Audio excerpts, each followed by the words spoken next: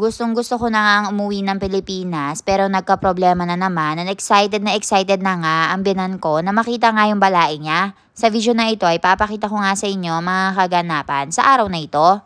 Hi guys, so magandang umaga.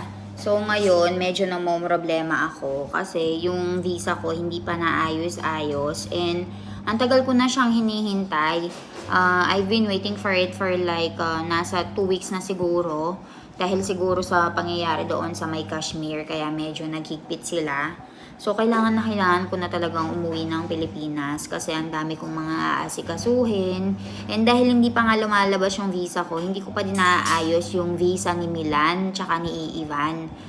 And yung plane ticket, kailangan pa naming ipabook. So, sobrang dami ko pang kailangang asikasuhin. This year nga guys, ay final na talaga at uuwi nga kami ng Pilipinas kasama nga ang mga binan ko. Kinukwento nga sa akin ng binan ko na excited na nga daw siyang makita ang mama at papa ko sa personal.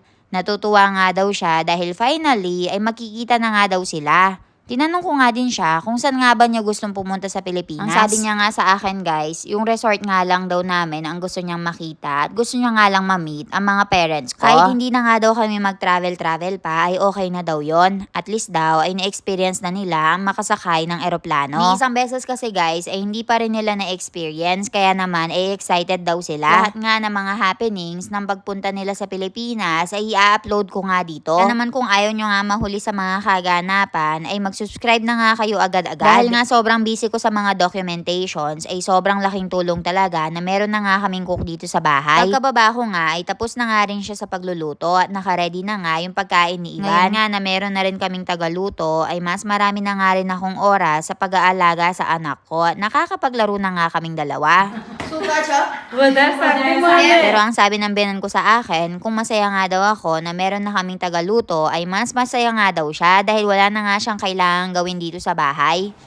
Tignan natin ang baby Ivan natin kung anong ginagawa niya.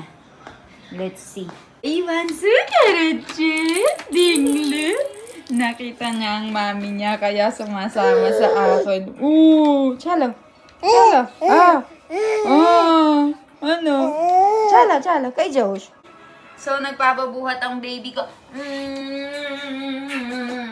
Mommy's been busy, guys, kasi I'm working, natutulog siya kanina, pero ako ang dami kong mga inquiries na sinasagot and ang dami kong mga ine-edit. So, ngayong nakita niya ako nagpapabuhat, yun, mommy? You miss mommy? Buple. No watching TV, anak. Kayo ba, guys? Working mom din ba kayo katulad ko? Paano nyo minamanage yung trabaho nyo,